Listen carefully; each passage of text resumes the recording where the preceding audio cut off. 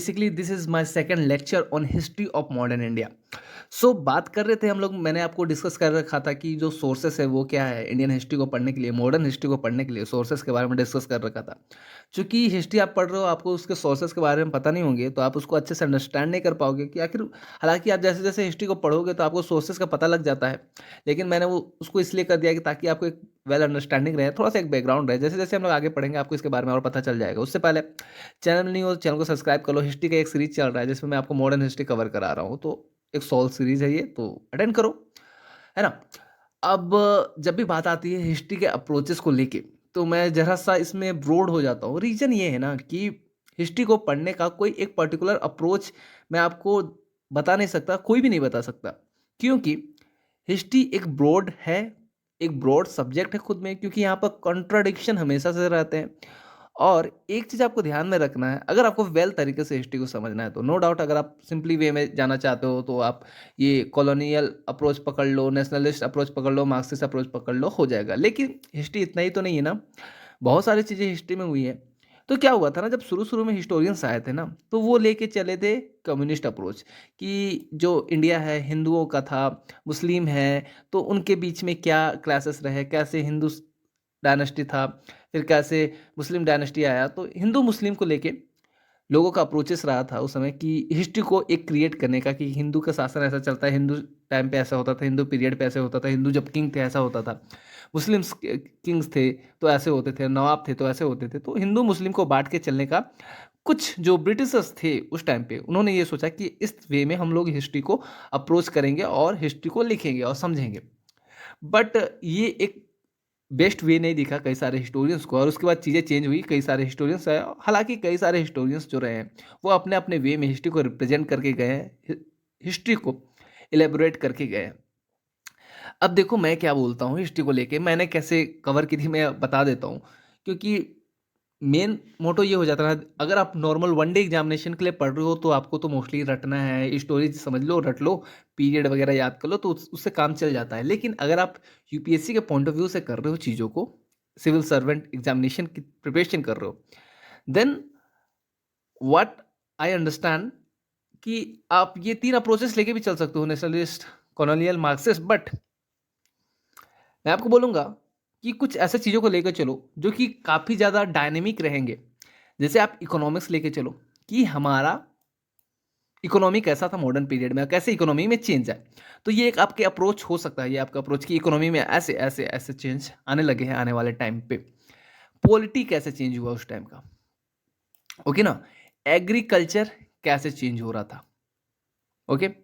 फिर आप हैंडीक्राफ्ट या इंडस्ट्री आपका कैसे चेंज हो रहा था, ये आपके अप्रोचेस बन रहे हैं।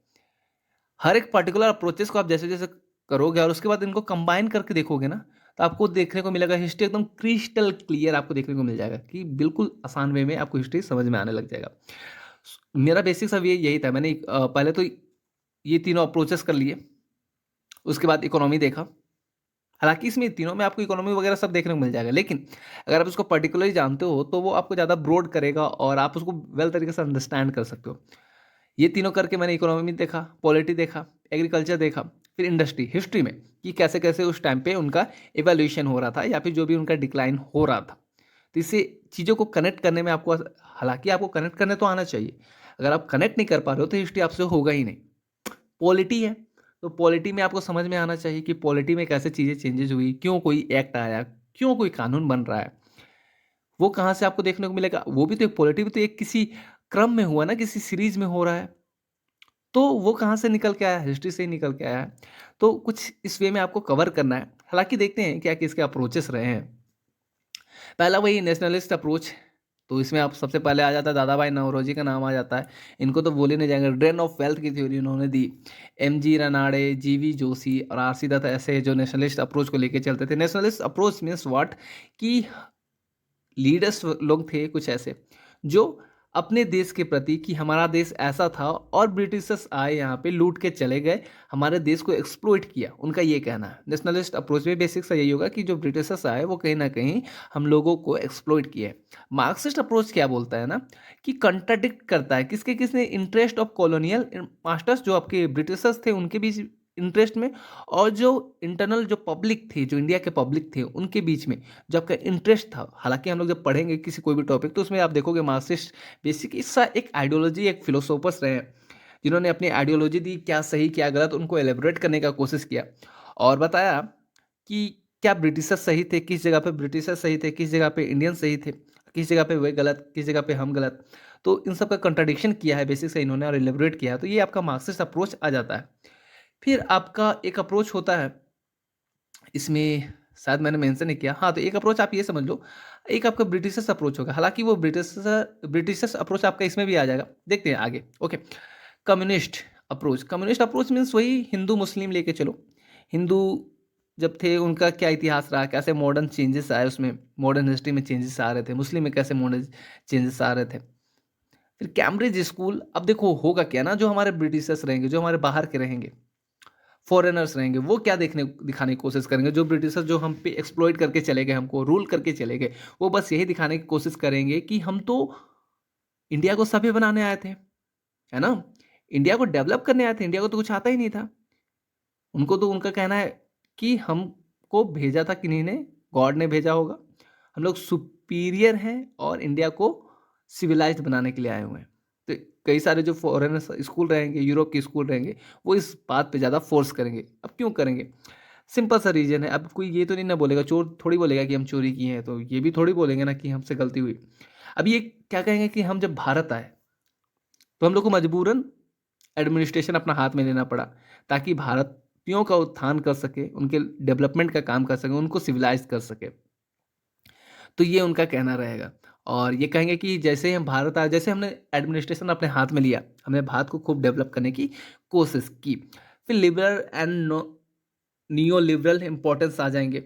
इसमें भी आप देखोगे कई सारे सोर्सेस ऑफ मटेरियल्स रहेंगे मार्केट में इन्वेस्टमेंट को लेके, इकोनॉमी से रिलेटेड, और उसको आपको अंडरस्टैंड करना है और उसके अप्रोचेस लेके आपको पढ़ना है कि कुछ लोग लिबरल थे और कुछ लोग नॉन लिबरल थे और उनके अप्रोचेस देखने हैं हमको। फिर फेमिनिस्ट अप्रोचेस आप ये भी देख सकते हो ना, जैसे मॉडर्न हिस्ट्री पढ़ रहे हो तो फीमेल थी, उनका क्या रोल रहा है और कैसे उनमें चेंजेस आए, उनके स्टेटस में चेंजेस आए।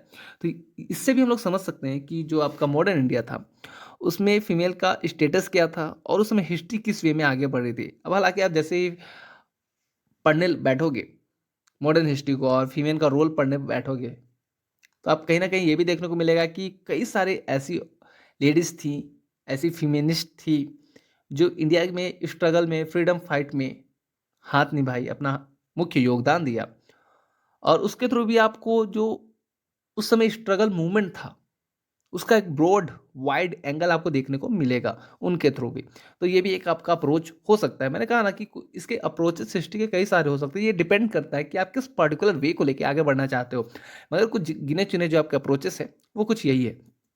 उसके बाद है सब एल्टर्न अप्रोच। अब क्या होगा ना, आप देखोगे कहीं ना कहीं आप ये भी देखोगे कि जो हमारे 18th सेंचुरी का जो टाइम था उस समय आप देखोगे कई सारे राजा राम मोहन राय जैसे कई सारे स्पिरिचुअल लोग भी, और जो कि स्पिरिचुअल लोग ना कहूँ तो कुछ ऐसे लोग जो समाज सुधारक रहे हैं और देश को सुधारने के लिए आए। यहाँ पे जो एक आइडियोलॉजी बनी हुई थी, जो धर्म पाखंड में कहीं ना कहीं इंडिया डूबते जा रहा था, उसको सुधारने का काम किया गया। ऐसे में कई सारे लोग आए, कई सारे महर्षि आए, राजा राम मोहन राय, ईश्वर चंद्र विद्यासागर, हमारे स्वामी विवेकानंद, जिन्होंने इन धर्म कांडों से ऊपर हट के इलाइट करने का काम किया। तो उनको भी लेके एक अप्रोचेस देख सकते हैं कि कैसे हमारे समाज में, हमारे सोसाइटी में कितने सारे धर्मकांड थे और उनको सुधारने का काम किया गया और एक प्रोसेस आया कि अभी हम लोग मॉडर्न इंडिया में हैं और इसके बाद कैसे चीज़ें आगे बढ़ रही है। तो this is the basic way जिसके थ्रू हम लोग समझ सकते हैं कि मॉडर्न हिस्ट्री हम लोग का कैसे कैसे आगे बढ़ा। इसके बाद मैं आपको बेसिक सा अब स्टार्ट कर दूंगा सिंपली कि भारत में ब्रिटिशर्स आए, जो आपके फॉरेनर्स आए, क्यों आए, किस लिए आए थे। ये तो हालांकि वर्ल्ड हिस्ट्री का टॉपिक है, मगर इसी में हम लोग कवर करेंगे क्यों आए थे, कैसे आए, क्या क्या उन्होंने। उसके बाद अब इसके बाद का जो लेक्चर आएगा उसमें आपको सिंपली स्टोरी स्टार्ट हो जाएगी। बेसिक सा ये आप समझ लो, फर्स्ट एंड सेकंड लेक्चर था आपका, एक इंट्रोडक्शन था। उसके बाद हम लोग आगे इसको कवर करने वाले हैं। सो अगर आपको भी कवर करना है, लेक्चर आगे देखना है, तो चैनल को सब्सक्राइब कर लो यार और प्यार दो अपना। मैं आप लोगों के लिए आगे ऐसे लेक्चर लेते आऊँगा। तब तक के लिए अलविदा चाहूँगा। जय हिंद।